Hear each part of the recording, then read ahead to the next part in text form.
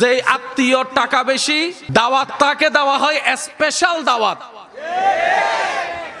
আর যতই কাঁচের রক্তের হোক না কেন, যদি টাকাওয়ালা না হয়, দাওয়াতও তেমন ভালো করে পাই না, মেহমানদারিও তেমন ভালো করে পাই না, খাবার খেয়েছি কি খাই নাই সেইটাও জিজ্ঞেস করার কেউ থাকে না।